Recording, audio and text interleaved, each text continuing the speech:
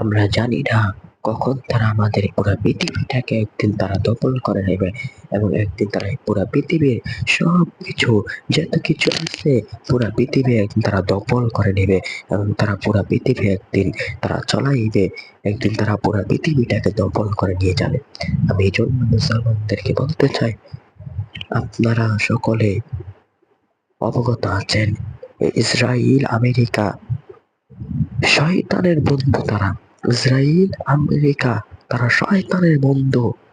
তারা একসাথে মিটিং বসে তারা চাইতেছে তারা পুরা পৃথিবীর যত রাজনীতি যত কিছু আছে তারা সব কিছু দখল করে নেওয়া, এবং তারা চাইতেছে পৃথিবীর সব কিছুর উপরে তারা ক্ষমতা দেখাবে। তারা চাইতেছে পুরা পৃথিবী তাদের মোটে চলবে, এবং তারা চাইতেছে তাদের পুরা পৃথিবীর যত রাষ্ট্রগুলো আছে, ইসলাম যে এবং যে কান্ট্রিগুলো আছে, যে মুসলমান কান্ট্রিগুলো দেশগুলো রয়েছে, এবং যেখানে যেখানে মুসলমান আছে, তারা চাইতেছে ইসরায়েল এবং আমেরিকা চাইতেছে তাদের হাতে সব কিছু কেড়ে নেওয়ার জন্য, এবং তারা চাইতেছে সব কিছু তাদের হাতে কেড়ে নিয়ে তারা চলাইতে চাইতেছে, পুরো পৃথিবীটাকে তারা দখল করতে চাইতেছে, এবং তারা পুরো পৃথিবীটাকে চালাইবে। তারা এই পরিচালক এই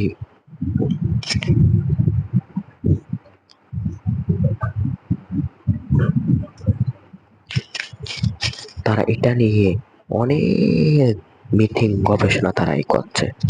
তারা একদিন চাইবেন, একদিন আমার কথা দেখবেন, যদি আমি বেঁচে থাকি আমি দেখব, এবং আমি যদি বেঁচে থাকি ইনশাআল্লাহ আমি দেখব, একদিন দেখবেন এই আমেরিকা ইসরায়েল মুসলমানদেরকে মারতে মারতে একদিন দেখবেন পৃথিবীর থেকে মুসলমানকে তুলে দিবে, মুসলমানদেরকে ধ্বংস করে দেবে।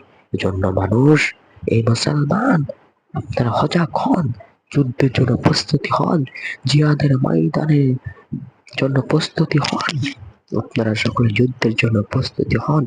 আপনারা সকলে ইরানকে সহযোগিতা করেন।